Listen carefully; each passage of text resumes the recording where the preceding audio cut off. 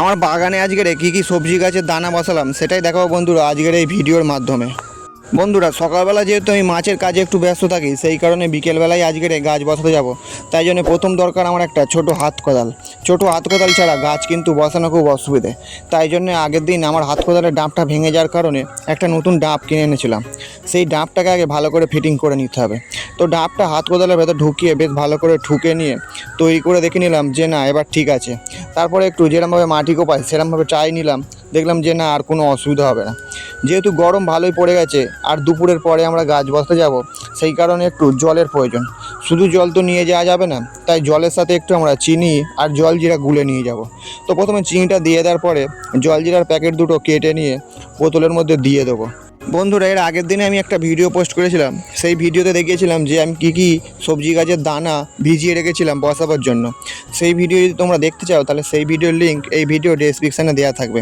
তো বোতলের মধ্যে চিনি আর জলজিরাটা দেওয়া হয়ে যাওয়ার পরে চিপিটা এঁটে নিয়ে বেশ কিছুটা মোটামুটি নেড়ে নিলাম, যাতে চিনি আর জলজিরাটা ভালো করে জলের মধ্যে গুলে যায়। তারপরে ভিজিয়ে রাখা দানাগুলো সব বার করে নিয়েছি। তারপরে বালতির মধ্যে সব দানাগুলো তুলে নিয়ে এবার আমি রওনা দিলাম জলার উদ্দেশ্যে, হাতে হাত কোদাল আর বালতির মধ্যে সব দানা আর ছোট একটা খোঁচা নিয়ে। তো রাস্তায় যেতে দেখলাম ডগেশ ভাই এখানে শুয়ে আছে। দেখো এখনও রোদের কিরম টেম্পার, তো খালি গায়ে আমি জলায় যাচ্ছি, নাহলে তো গরম খুব হবে। তারই মধ্যে জলায় গিয়ে দেখি একটা কুকুর পুকুরের মধ্যে নেবে গা ঠান্ডা করছিল। আমাদের দেখে ভয়েও চলে গেল। দেখো বন্ধুরা জলার কিন্তু একটা সবুজ পরিবেশের মজাটাই আলাদা। আমাদের এখানে কিন্তু প্রচণ্ড গরমকালেও যদি দুপুরবেলা কারেন্ট না থাকে আমরা জলায় এসে বসে থাকি একটু আরাম পাওয়ার জন্য। তো আমাদের ডাঙার মধ্যে আমরা চলে এসেছি বন্ধুরা, সেই পাড়ের কাছে চলে গেছি যে জায়গাটা আমি পরিষ্কার করে রেখেছিলাম। তারপরে বালতি আর হাত কোদাল রেখে দিয়ে তোমাদের জায়গাটা দেখাচ্ছি। দেখো অর্ধেকটা তো আমি আগের দিন পরিষ্কার করেছিলাম, এবার ওই অংশটা কিছুটা পরিষ্কার করে নিয়ে তারপরেই গাছ বসাতে হবে। আমার সাথে হচ্ছে সুমন আর তুতান, ওরা কিন্তু দুজনে কাজে লেগে পড়েছে। ওরা বললো রিন্টুদা আমরা একটু কাজ করব। তো ওরা প্রথমে ঘাসগুলো পরিষ্কার করতে লেগে গেল। তারপরে আমি আমার 5 মুখো আঁচড়াটা নিয়ে সব ঘাসগুলো ভালো করে আঁচড়ে তুলে নিলাম। তো দেখো বন্ধুরা পুরো জায়গাটাই মোটামুটি ভালোই পরিষ্কার হয়ে গেছে। এবারে আমার প্রথম কাজ হলো হাত কোদাল দিয়ে ছোট ছোট করে মাদা কাটতে হবে, যাতে করে সেই মাদার মধ্যে যে সবজি গাছের দানাগুলো আমি এনেছি সেইগুলো বসাতে পারি। তো এক এক করে এই জায়গাটায় একটু একটু ছাড়া দিয়ে অনেকগুলোই মাদা হবে বন্ধুরা, আশা করি অনেকগুলোই গাছ বসানো যাবে। তো হাত কোদাল দিয়ে প্রথম আমি একবার করে মাটি খুলে চলে যাচ্ছি, তারপর দানা দেওয়ার আগে ভালো করে খুঁজে নেবো, তারপরে দানাগুলো আমি বসাতে পারবো। ওদিকে তুতান কিন্তু আবার ওইদিকে যে ছোট ছোট জঙ্গল ছিল সেগুলো পরিষ্কার করতে লেগে গেছে। এরম করে করে মোটামুটি একটা লাইনে 9টা করে মাদা পড়ে যাচ্ছে। তো মোটামুটি যা দেখলাম যদি 15টা লাইন হয় তার মানে অনেকগুলোই মাদা হবে। আর আমার তো দানা আনা অনেক বেশি ছিল, তার মানে অসুবিধে নেই, যত ইচ্ছা গাছ বসাতে পারো। তো বন্ধুরা পুকুরটা আমাদের দেখে তোমরা হয়তো ভাবছো যে পুকুরটা কেন পরিষ্কার করছে না। পুকুরটা এখন পানা ভর্তি, কিন্তু পুকুরটা আমি তৈরি করব ঠিক বর্ষাকালের পরে, নাহলে জল ঢুকে পুকুরের জল কালো হয়ে মাছ মরে যেতে পারে। তো মোটামুটি সব মাদা খোলা হয়ে গেছে। তারপরে চলে এসেছি আমি বালতির কাছে। এসে এবার তোমাদের আমি দেখাবো যে কী দানা আমি ভিজিয়ে রেখেছিলাম। প্রথমে আমি হাতটা ভালো করে ধুয়ে নিলাম, নাহলে দানায় কাদা হয়ে যেতে পারে। প্রথমে দেখো দানা ভিজিয়েছিলাম, দানার কালার থেকে জল পুরো লাল হয়ে গেছে। এটা হলো বটবটি কড়াইয়ের দানা। আর এই গাছটা হবে পুরো লতানে, তার মানে ছাঁদলা করতে হবে। এই গাছগুলো আমি পুরো পুকুরের ধারের দিকে দেবো, যাতে পুকুরে ছাঁদলা করলে গাছগুলো পুকুরের ওপরে হয়। তারপরে যে দানার বাক্সটা দেখালাম সেটা হলো শশা দানা। তো সেই জলটাও ফেলে দেওয়ার পরে এবারে যে বাক্সটা দেখাচ্ছি এটা হলো ঢেঁড়স দানা। ঢেঁড়স দানাটা অনেকটাই ছিল, আর প্রত্যেকটা দানায় কিন্তু বন্ধুরা কলা হয়ে গেছে। দেখো প্রত্যেকটা দানা আমি তুলে তুলে তোমাদের দেখাবো। প্রথমে একটা ঢেঁড়স দানা তুলে দেখাচ্ছি। দেখো সাদা মুখ কিন্তু দেখা যাচ্ছে, তার মানে এটাই কলা। এগুলো কিন্তু গাছ বসালে 5 থেকে 6 দিনের মধ্যে গাছ ভালো করে বেরিয়ে যাবে।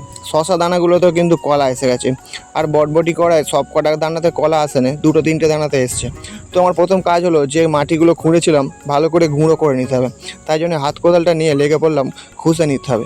বন্ধুরা এর আগেও আমি অনেক চাষবাস করেছি, এবছর একটু মাছের জন্য পুকুরের কাজে ব্যস্ত ছিলাম, তাই একটু চাষ করতে দেরি হয়ে যাচ্ছে। নাহলে এখানে কিন্তু আমি অন্য বছর আরও আগে গাছ বসিয়ে ফেলি। তো এক এক করে প্রত্যেকটা মাদাতে আমি মাটিগুলো আস্তে আস্তে করে খুঁড়ে নিচ্ছি। এরম করে করে মোটামুটি সব কটা মাদায় খোঁড়া হয়ে গেছে। এপাশ থেকে ওপার অনেকক্ষণই সময় লেগেছে, আর চাষ করতে গেলে তো একটু সময় লাগবে। তবে বন্ধুরা একটা কি সুবিধা আছে, চাষ করলে তোমার কিন্তু ঘরে সবজি খাওয়ার কোনো অভাব হবে না। তোমার যখন মন চাইবে তখন তুমি কিন্তু তোমার বাগানে এসে সবজি তুলে খেতে পারবে। তো প্রত্যেকটা মাদা খোঁড়া হয়ে যাওয়ার পরে এবার প্রথমে আমি করব কড়াই দানাগুলো প্রত্যেকটা মাদায় 2টো করে আমি ছড়িয়ে দেবো। আর কড়াই দানাগুলো যেহেতু ধার দিয়ে দেবো তাই দিতে সুবিধাই হচ্ছে, প্রত্যেকটা মাদায় আমি 2টো করে দিয়ে যাচ্ছি। এবার পুকুরের দিকে যদি আমি মাচা করে দিই তাহলে সেই মাচার মধ্যে এই কড়াই গাছগুলো উঠে যাবে। তো এরম করে করে 4 ধার দিয়ে এই কড়াই দানাগুলো আমি ছড়িয়ে দেবো। তারপরে চলে আসবো এপারে ছড়ানো হয়ে যাওয়ার পরে এপারে মাদাগুলো তো ছড়িয়ে দিচ্ছি। বন্ধুরা কড়াই গাছ কিন্তু খুব দ্রুত বৃদ্ধি হয়। তোমরা দেখবে আজকের আমি এই দানা বসালাম তো ঠিক 15 দিনের মধ্যে কিন্তু এখানটা গাছ ভর্তি হয়ে যাবে। তো কড়াই দানাগুলো বসানো হয়ে যাওয়ার পরে এবারে ঢ্যাঁড়স দানাটা নিয়ে নিয়েছি। এবার ঢ্যাঁড়স দানাগুলো প্রত্যেকটার মাদার মধ্যে দিয়ে দেবো। একটা মাদার মধ্যে আমি 2টো করে ঢ্যাঁড়স দানা দেবো। যদি প্রত্যেকটা মাদায় 2টো কিংবা একটাই যদি গাছ জন্মায়, ঢ্যাঁড়স গাছ বড় হলে অনেকটাই জায়গা নিয়ে নেবে। আর একটু ফাঁকা ফাঁকাই দিচ্ছি যাতে যখন বড় হয়ে যাবে ঢ্যাঁড়স তুলতে এসে সেই ঢ্যাঁড়স গাছের গায়ে লেগে না গা কিটোয়, সেই জন্য এরমভাবে করলাম। তো বন্ধুরা এক এক করে প্রত্যেকটা মাদাতেই মোটামুটি ছড়িয়ে দিচ্ছি। এরম করে করে মোট অনেকগুলোই মাদা হয়েছে। আর যদি এতে থেকে গোটা 30 ঢ্যাঁড়স গাছ জন্মায়, মোটামুটি রেগুলারই কিন্তু ঢ্যাঁড়স খাওয়া যাবে। এটাই হলো ঘরে চাষ করার একটা সুবিধে। আর আমি যেখানে চাষ করছি তার পাশে পুকুর, জল দেওয়ার তো কোনো অভাবই হবে না, যখন তখন আসা যাবে আর জল দেওয়া যাবে। তবে বন্ধুরা এখানের মাটিটা এখনও নরম আছে, যেহেতু চারদিকে জল, সেই জন্য এখানের মাটি একটু বেশিরভাগ সময় নরম থাকে। অর্থাৎ জল একটু 2 দিন 1 দিন ছাড়া দিলেও কোনো অসুবিধা হবে না। তো এরম করে করে মোটামুটি এপাশ থেকে ওপার সব ঢ্যাঁড়স দানাগুলো ছড়িয়ে দেওয়ার পরে যে কটা বেশি হয়েছিল 2টো একটা মাদায় বেশি বেশি করে ছড়িয়ে দিলাম। তারপরে চলে আমার এবারে আমার প্রথম কাজ হলো মাটিগুলো গুঁড়ো গুঁড়ো করে নিয়ে মাদায় যে দানাগুলো দিয়েছিলাম তার উপর হালকা করে চাপা দিয়ে দিতে হবে, নাহলে পোকামাকড় অথবা পিঁমড়েতে দানাগুলো খেয়ে নিতে পারে। আর দানা দেখা গেলে দানার গাছ হতে একটু দেরি হবে। আর দানাতে যদি মাটির সংস্পর্শ পায় তাহলে তাড়াতাড়ি কিন্তু ওরা গাছ হয়ে বেরিয়ে আসবে। আমার সাথে সাথে তুতানো লেগে পড়েছে, ও শুধুমাত্র ধারের যে কড়াই গাছের মাদাগুলো ছিল সেই কড়াই গাছগুলোতেই চাপা দিচ্ছে। এরম করে করে মোটামুটি সব মাদাগুলোতেই মাটি দিয়ে দেওয়ার পরে এবার আমার প্রথম কাজ হলো জল নিয়ে অল্প করে প্রত্যেকটা মাদায় দিয়ে দেওয়া। যেহেতু প্রথম দিন তো তাই জল দেওয়াটা একদম জরুরি।